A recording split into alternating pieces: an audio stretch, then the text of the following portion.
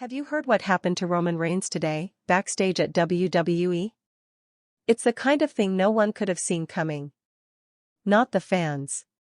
Not the roster. Not even his closest allies. A moment so surreal, so emotionally raw, that even seasoned WWE personnel were left speechless. Some are calling it a breaking point. Others are calling it karma.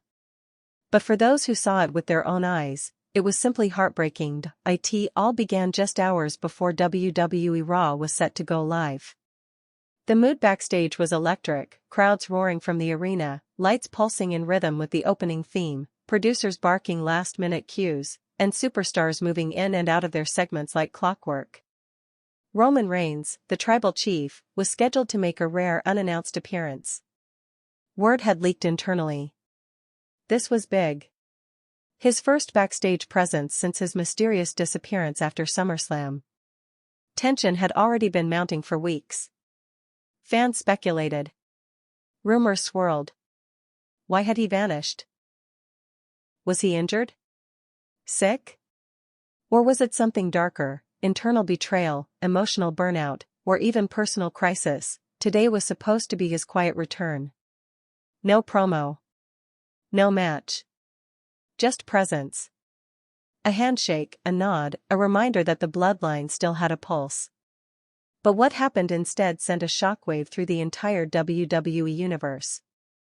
What happened was collapse. According to a member of WWE production who was present backstage, Roman arrived alone. No Paul Heyman. No security. No entourage. Just him. Dressed in black sweats, hoodie pulled over his head, sunglasses on, he moved silently through the back hallway of the Barclays Center. Those who caught a glimpse said he looked different, paler than usual, leaner, his shoulders slightly hunched, like a man carrying weight far heavier than gold. He passed by catering. Didn't eat. Walked past the Bloodline's locker room. Didn't go in. Instead, he stopped in the hallway. Right outside the private locker room where Jey Uso had just finished his match. Cameras weren't rolling. This wasn't for TV. What happened next wasn't scripted. It wasn't planned. And it wasn't supposed to be seen. A low, muffled conversation reportedly began between Roman and a security guard stationed outside the room. Eyewitnesses said Roman asked if Jey was still inside. The guard nodded. Roman paused for a second, then, as if on instinct, reached for the doorknob. That's when a hand grabbed his shoulder from behind. It was Solo Sikoa. This was the first moment where tensions rose past boiling point. The confrontation was wordless at first. Solo stared into Roman's eyes, cold and unmoving. Roman, already visibly shaken, muttered something inaudible. But then, Solo said clearly, "You shouldn't be here." Silence. Then Roman replied with 4 words that would haunt everyone who heard them, "He's still my blood." What followed wasn't a brawl. It wasn't violence. It was worse. Roman stepped back, breathing heavily. His hands trembled. He looked like he hadn't slept in days.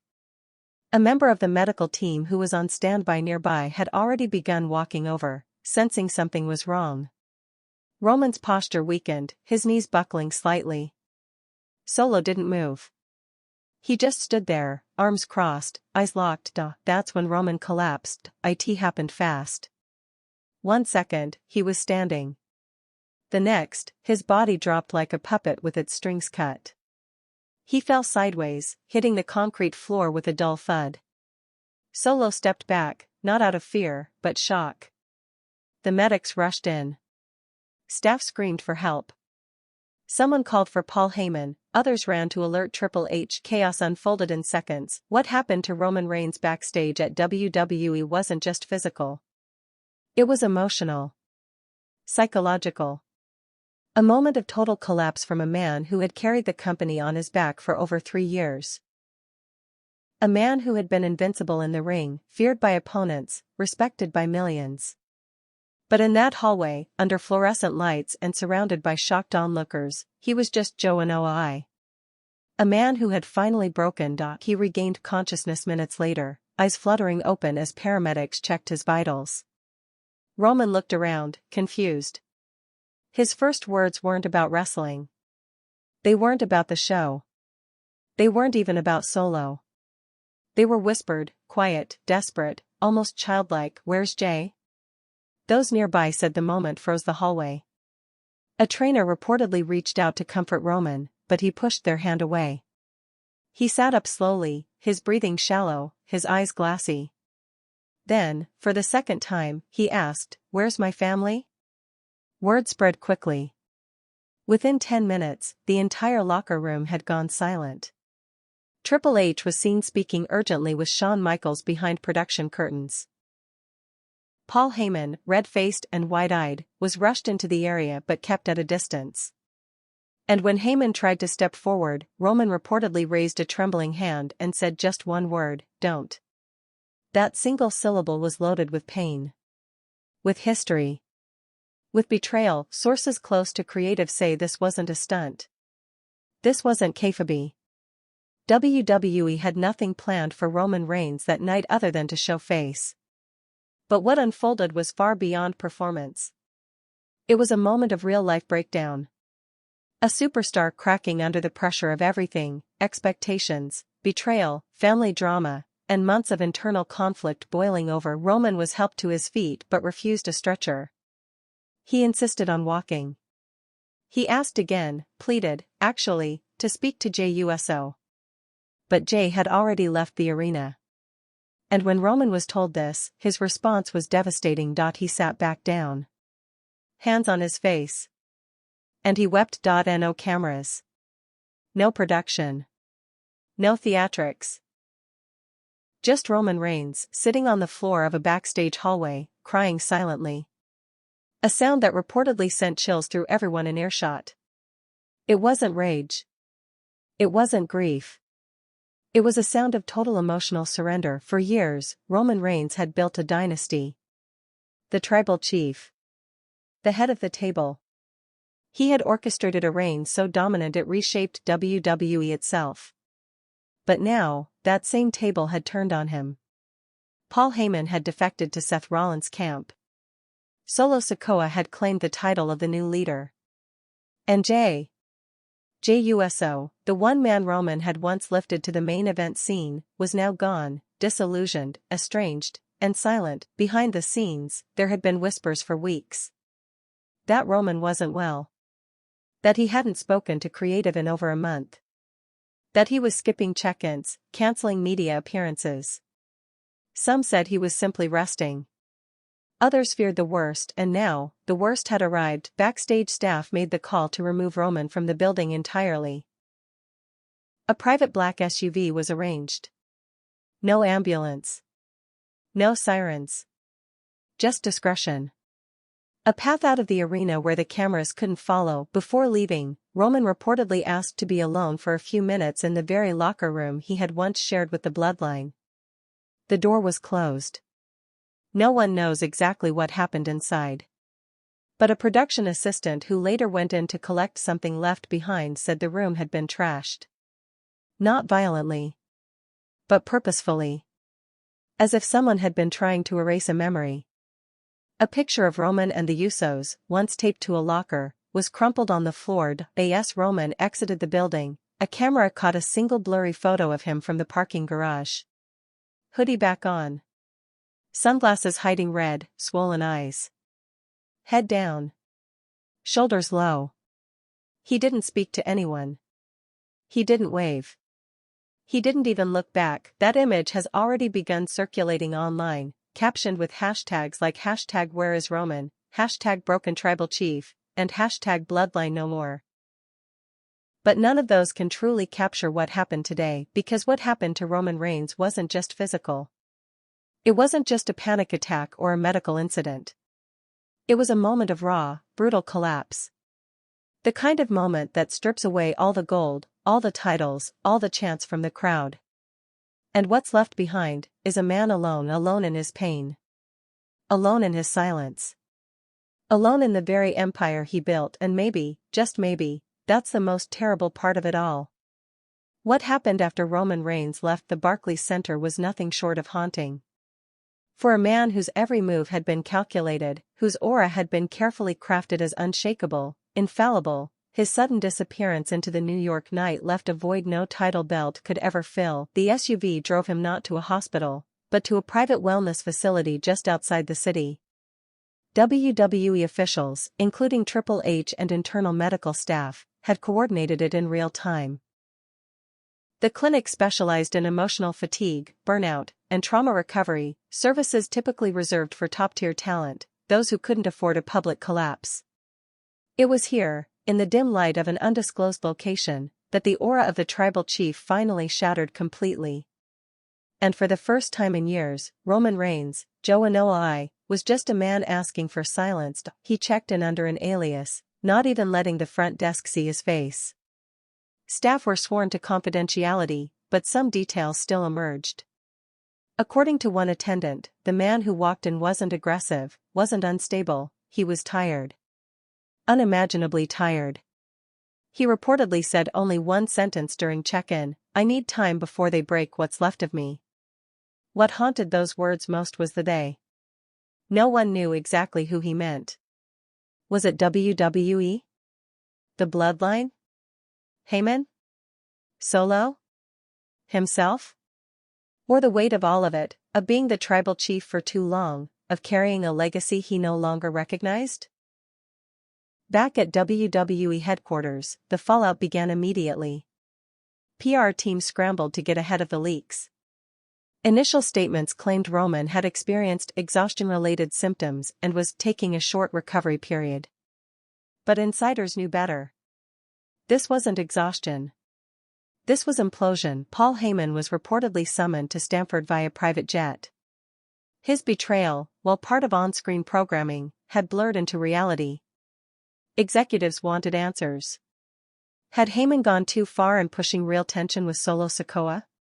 Had the storyline bled so far into reality that Roman's psyche couldn't separate the two? Heyman, known for being calculated, offered little.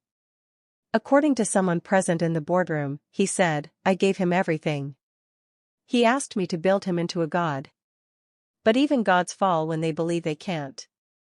The room went silent. And in that silence, WWE's top brass realized the gravity of what had happened. Behind closed doors, creative meetings were thrown into chaos. All current storylines involving the Bloodline were frozen.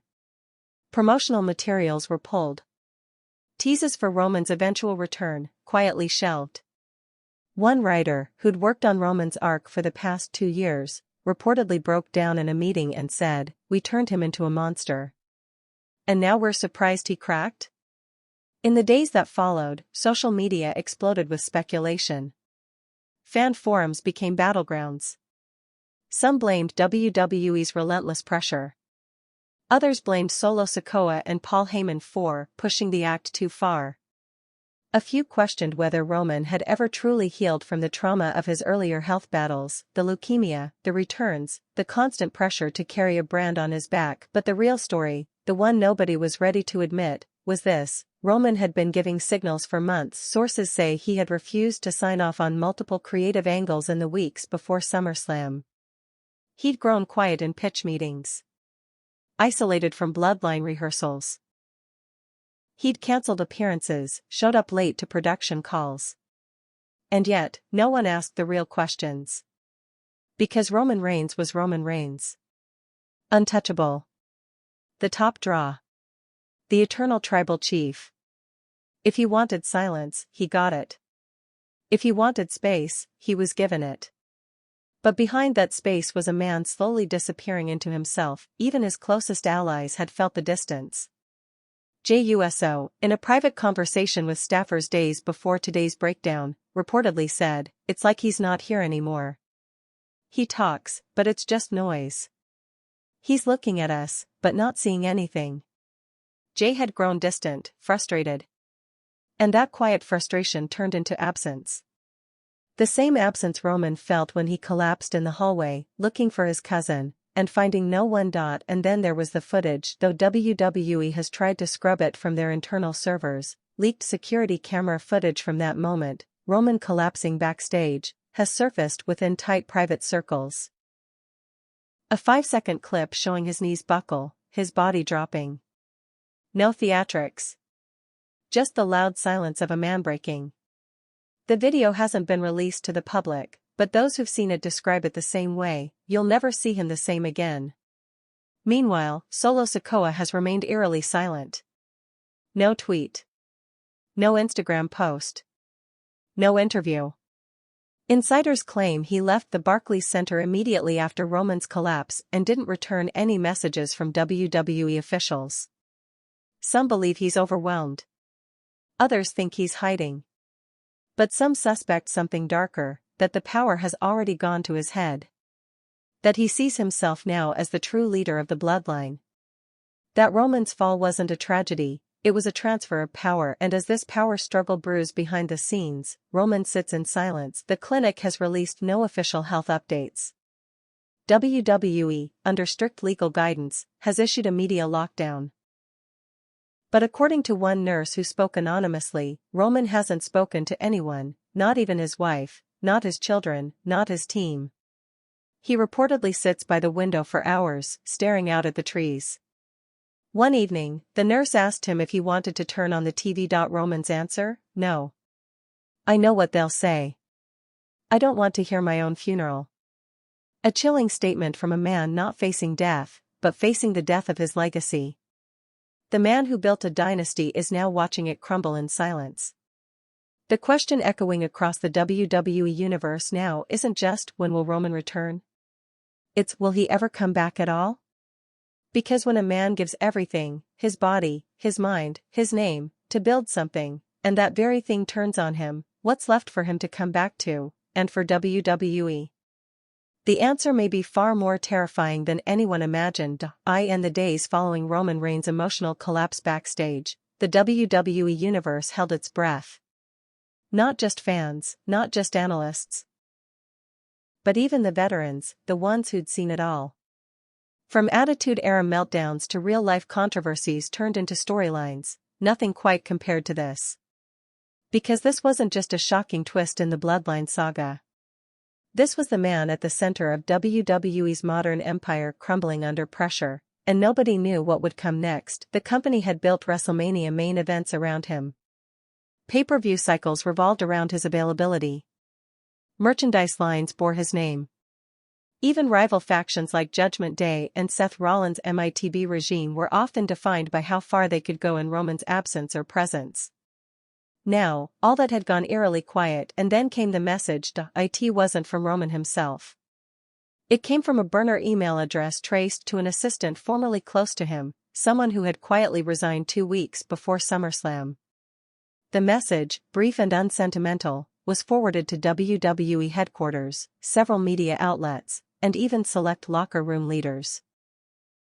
It read, "He is not gone. But he is no longer yours."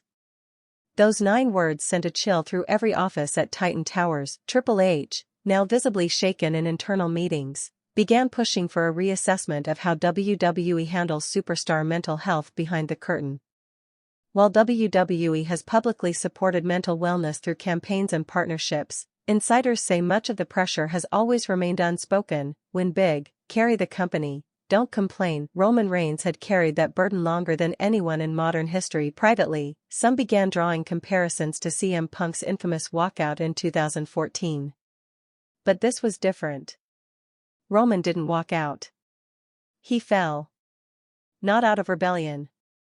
Out of depletion, and in that vacuum of silence, Paul Heyman acted. Exactly 1 week after Roman's collapse, Paul Heyman issued a cryptic statement to his private Telegram subscriber base. It wasn't posted publicly. It wasn't leaked to press. But the statement was shared enough among insiders to quickly go viral in hushed corners of the wrestling world. It read, "The island is still standing. But the tribal chief's footprints are fading. All empires must fall, even the ones built in our own image. I warned him, never become the myth you pretend to control." Many believed this was Paul Heyman finally breaking his silence, not just as an on-screen character, but as the real man behind the curtain. The one who had helped shape the character of Roman Reigns into the unstoppable force we knew. But even more chilling was the last line of his message: he forgot who wrote the story. Was this a confession? A warning? Or an admission of guilt? No one could say for sure, and while Heyman whispered to insiders, the fans began to rally. #BringRomanHome began trending across platforms. TikTok edits of his 2020 return aired alongside emotional montages of his leukemia battle, his matches with Jay and Cody, and his Bloodline coronation. But beneath the support, something darker was growing. Conspiracy theories. Some fans believed Roman's collapse wasn't just stress. That perhaps he'd been pushed out. That perhaps this was orchestrated by Solo Sikoa and Paul Heyman in a slow backstage coup. Reddit threads exploded with deep dives into the timeline. The sudden shift in Paul's behavior. The cryptic look Solo gave during Raw. Even that moment months ago where Roman glanced into the camera after a tag team loss and said, "I see it all now." Fans were reading between every line, but what nobody expected was who spoke next. Jey Uso, gone silent for weeks. Jay broke his silence on Instagram Live. It wasn't scripted. It wasn't edited. Just him, staring directly into the camera, eyes red, voice shaking. "I ain't got no script. I ain't got no promo. I just gotta say this once, I saw my cousin fall and I wasn't there. And I can't forget that. All this wrestling, all this tribal talk. It don't mean nothin' if the man behind the name ain't right." He paused, looking down. "Bloodline ain't just a name. That was our family. But now, I don't even know what we are anymore. Solo, man. I hope you listening. I don't know what you're doing or why, but if you think this makes you the chief, you better be ready to carry what he carried. 'Cause that weight crushes." The live ended abruptly. But the words resonated across the entire industry. WWE locker room insiders said some superstars began refusing to participate in Bloodline segments until clarity was given on Roman's status. Several wrestlers began wearing head-of-the-table armbands backstage, not for the gimmick, but in solidarity. Roman Reigns had transcended the company. Now he had become its cautionary tale. Meanwhile, the facility housing Roman remained on strict lockdown. One therapist assigned to him reportedly told a colleague, "I don't think he's wrestling with his body. I think he's wrestling with his identity." Roman allegedly still hadn't watched any WWE programming since his collapse. He refused phone calls from Vince McMahon, refused video messages from Cody Rhodes. Even a handwritten letter from Sami Zayn was left unopened. He did, however, request two things: a notebook and silence. He began writing. Pages upon pages. What was in them? No one knows. But a nurse noticed a strange pattern. He always tore the pages out at dawn and threw them away. As if whatever clarity he found overnight disappeared with the sunrise. Then came the most chilling part of all. Roman reportedly asked staff one question on the morning of his second week in treatment: "If they loved me, why didn't they stop me sooner?" And that, may be the question that shatters everything we thought we knew, because behind the legacy, the main events, the sold-out arenas and pyrotechnic entrances, was a man who may have been begging for someone, anyone, to say, "Enough. You've done enough." But no one did. Now, we wait. No timetable for a return. No confirmation of his condition. Just the echo of a man who ruled the ring like a god, and whispered from a hospital bed like a broken soul. The silence around Roman Reigns' condition grew deafening. WWE, known for turning even real-world scandal into captivating content, now found itself in unfamiliar territory, facing a tragedy it couldn't monetize. For once, the creative team had no script, no swerve, no payoff. This wasn't an injury angle. This was a superstar's soul unraveling in real time. And behind closed doors, the very foundation of the Bloodline empire was collapsing like a house of cards caught in a storm no one was ready for. Triple H, who had once envisioned Roman's reign stretching into WrestleMania 41 and beyond, now sat in an emergency talent summit in Stamford. Across from him were internal executives, creative heads, legal representatives, and HR personnel. The discussion? How to protect Roman Reigns and the company from further emotional damage. One insider present at that meeting described the mood as more like a crisis intervention than a booking discussion. The idea wasn't just how to continue without Roman. It was how to undo what had been done. Because deep down, everyone in that room knew this, Roman hadn't broken on his own. He'd been broken by them. From the moment he returned in 2020 with Heyman by his side, he was turned into an icon. Not a man. Not a performer. A force. The tribal chief persona didn't just elevate him, it consumed him. And now, the man behind that mask had been lost somewhere along the way. That was when Paul Heyman made his second move unannounced. He showed up at the same wellness facility Roman had been sent to. Not with WWE approval. Not with a PR team. Just him, dressed in black, holding a sealed letter. He was turned away at the gate. Staff told him that Roman was still refusing all visitors. But before leaving, Heyman left behind the envelope. And on the back, he had handwritten a single phrase, "I never stopped protecting you. Even from yourself." The letter was placed on Roman's bedside table. Whether he read it or not remains unknown. What is known is that night, Roman didn't sleep. A nurse reported that his room light remained on. That he was seen sitting upright the entire night, staring at the folded envelope like it was a time bomb. At sunrise, the note was gone. Not torn. Not thrown out. Just gone. Removed, like a ghost in the wind. At the same time, Solo Sikoa had returned to SmackDown, without Roman, without Heyman, without explanation, and in what many are calling the coldest moment in modern WWE history, he stepped into the ring, took the microphone, and said just 5 words, "The Chief ain't coming back." The crowd gasped. Some booed. Others fell silent. It was unclear, was this storyline? A shoot? A warning? But Solo didn't elaborate. He dropped the mic and left the ring, and just like that, the Bloodline story shifted again. Not through creative meetings. Not through fan theories. But through a chilling power vacuum now echoing in every corner of WWE. Inside the wellness facility, Roman remained untouched by all of it. No media. No social posts. He didn't even flinch when one nurse accidentally turned on a nearby radio playing an ad for WWE Raw. He reportedly just closed his eyes and said, "Turn it off, please." His only request that week? A second notebook.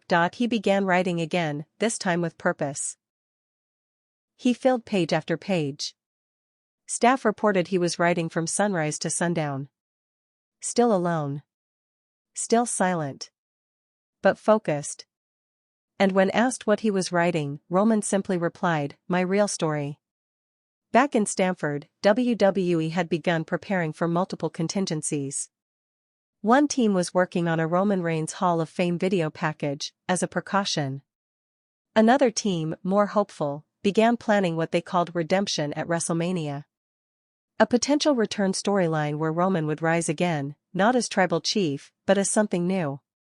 Something real. But there was a problem. No one could reach him, calls went unanswered. Messages were blocked. Even his own merchandise manager reported that Roman had declined to sign off on any new product drops. For the first time since 2014, no new Roman Reigns gear was being printed.